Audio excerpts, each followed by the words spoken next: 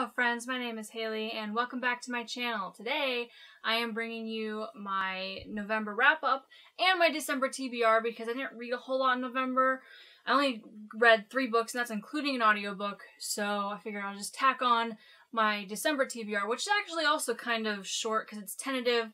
I want to leave a little bit of breathing room. I'm not sure what direction I'm going to go with, so let's get into it. So the first book that I read this month was A Quart of Mr Fury by Sarah J. Maas. And you can probably tell by my big grin that I really like this book, because I did. So I started annotating books with Frankenstein, and I really annotated this one. And I'm really enjoying the process, but I just really liked this book, and I did a book talk about it, so I don't know how much detail I want to go into. For those of you who don't know, this is the sequel to A Quart of Thorns and Roses. It's part 2 of a trilogy, although she's now expanding the series, so we'll get more books soon. I don't know what to say without a spoiler, other than, okay, there is fantastic relationships and character development in this book. I honestly think if you read A Quart of Thorns and Roses and you were just kind of iffy about it, I still recommend checking this book out because there's very different characters that we don't even know exist in A Quart of Thorns and Roses that get introduced, and they're some of my favorite characters in the series and in fiction probably. The world really expands in this. I think that Farah has a very limited experience in the first book, and it really opens up. I will also say there was a lot of fantastic character development and romance, and that's probably as much as I want to say without giving a spoiler. If you have read the book and you want to hear what I really think about it, then definitely check out my book talk because I really loved this book and I can't stop singing its praises. I absolutely gave it 5 stars. Yeah, like I said, I say it all in my book talk, so be sure to go check that out. And then next is A Court of Wings and Ruin by Sarah J. Maas, which is part 3 in the A Quart of Thorns and Roses. I loved Mr. Fury so much, I had to immediately jump into this one. And I've basically finished it. I'll be done probably tonight or tomorrow, so it's close enough to December. It'll be December by the time you see it, and I'll be done with the book. This book is definitely slower than A Quart of Mr. Fury, but I do like it. Like, this is an all-out war book, and it's interesting, and again, back to more developing with the world, and Farah's experiences just are astounding, and I just mean the way that her character grows throughout the books is really great and very rewarding, and it's pretty natural. I think in this one, it's a little bit of a jump, which is one of the things I don't like as much about the book. I don't think it's a spoiler, just, yeah, because I don't say who does it or whatever. There's a little bit too much sex in this one, and I'm not a prude or anything. I don't have any issues with sex, but there were just some scenes where it didn't feel like it was an appropriate time for characters to be having sex. I got what they were trying to do, though. I got what Sarah J. Maas was trying to do. It was to break it up because this is a war book. Like, we want a little bit of romance. You want a little bit more of a lighter tone. So I get it, but I just wonder if it could have been done differently, presented in a different way that just wouldn't have felt so jarring. But like I said, I still really liked it. I'm very, very invested in these characters. She could really just write about the characters in Night Court, like eating dinner for a whole book, and I'd be perfectly happy with that. Still a great book. I gave it like 4.5 stars. 4.5 stars, somewhere in that spectrum. Not perfect, but still a good read, very enjoyable, fun book. And then I listened to the audiobook of Eleanor and Park by Rainbow Rowell, and this book just didn't vibe with me. I'm starting to think that Rainbow Rowell is just not doing it for me. I will probably still give Carry On a try, but that's probably the last effort I will make. Because I also read Fangirl, didn't like that book. This book, Eleanor and Park, I gave 1 star, and that's not to say that it's a bad book. So if anybody really liked that book, I don't want you to think that I'm like bashing on your favorite book or whatever. That's not, it just didn't work for me. It's just kind of a simple high school love story about kind of opposites. Eleanor is kind of this curvy, red-haired girl, comes from a poor family. She's kind of overlooked, abused a little bit, and then Park comes from just kind of a normal family. It's not normal because his mother is a Korean immigrant, but just their daily lives are pretty normal for a family, and it takes place in the 80s for an 80s family. And it starts off, these characters don't like each other, and they meet each other on the school bus, and then slowly they fall in love.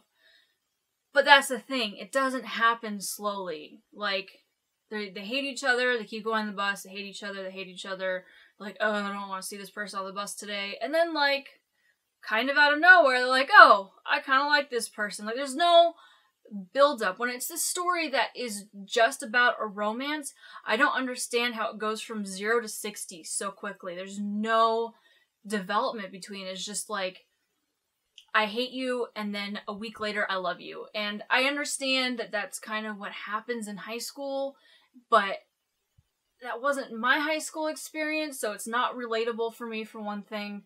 I didn't think the characters were very unique. I feel like you're supposed to believe that they're like individual characters because of the music and the pop culture references, but when it comes down to it, they didn't have personalities. It didn't shine. They didn't stand out to me. But I didn't think it was bad because it was decently written. But like I said, it just wasn't for me. It was also, I think my biggest issue with it was probably just how melodramatic it was. And I get the background that they're given, that Eleanor does have kind of this extreme family life, and that happens in real life, but it was too over the top for me. It just felt like it was trying too hard to get you to feel something instead of just letting you naturally feel something, if that makes any sense. So yeah, that's the only books that I read in November. So we will move on to my December TBR. Alright, so first of all, December is Star Wars month. So I wanted to celebrate by reading a couple of Star Wars books. I was originally going to read only Star Wars books for the month of December, but there's a lot of books that aren't Star Wars that I want to get to. So I just chose the books that are most anticipated for me. So my number one audiobook priority is the Thrawn trilogy. So it's 3 books. The first one is The Heir to the Empire. They're by Timothy Zahn. So these books introduce the character Thrawn, who, if you watch Rebels, you'll be familiar with him, Grand Admiral Thrawn. He is such an intriguing character, and I have seen Rebels. I haven't seen the newest season of Rebels, but I've seen season 3, and he's fantastic. So I was familiar with this book before I knew who the character was, but I was gifted the book, and then it sadly got accidentally thrown away. So now I'm going to listen to the audiobook, and oh my gosh, I'm so glad that this is my reading experience, because I decided to get the 20th anniversary edition of the audiobook because they have an older one and then 20th anniversary because that's how long the book's been out. And I've started it, and it is so well done. It's the most highly produced audiobook I have ever heard. If you're into Star Wars, I highly recommend this audiobook because the narrator does impressions of everybody. His Yoda is really good. His Ben Kenobi is really good. He does a Han Solo. It's decent. It's not, like, perfect, but who can do, like, a perfect Harrison Ford impression? It's kind of a weird one to do, but it's really good. And they have sound effects every time, like, a door opens, Chewie's going on, we have R2-D2 sounds, ships.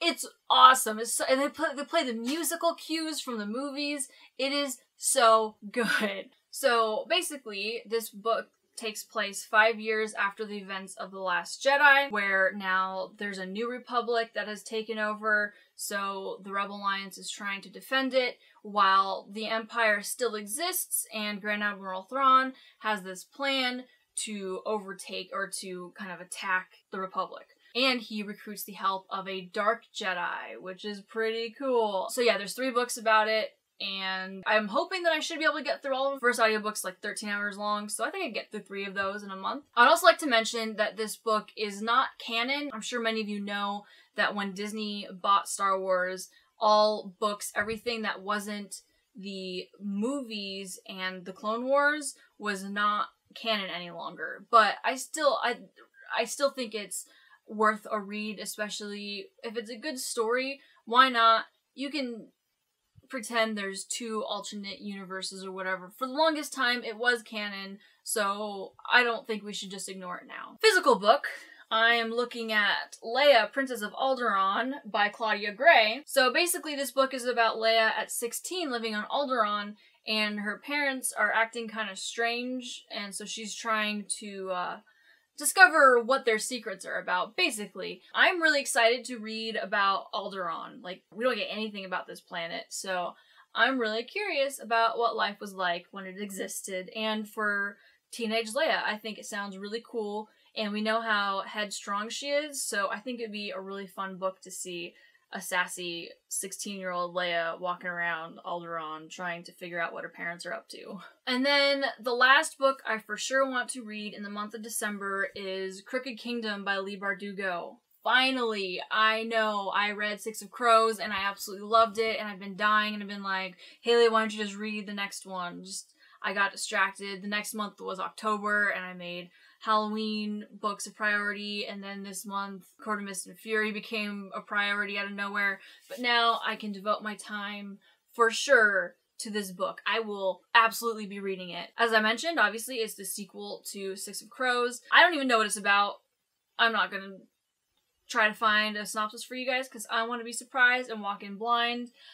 I feel like it's going to be so satisfying. Like, I've heard that whether you like the first one or you don't like the first one, this one is so good. So I can't even imagine what the follow-up might be to Six of Crows. If it's better than Six of Crows, oh man. So that's going to do it for my November wrap-up / December TBR. So please, if you read any of the books that I read or I'm going to read, let me know your thoughts in the comments below. And I'll see you guys soon.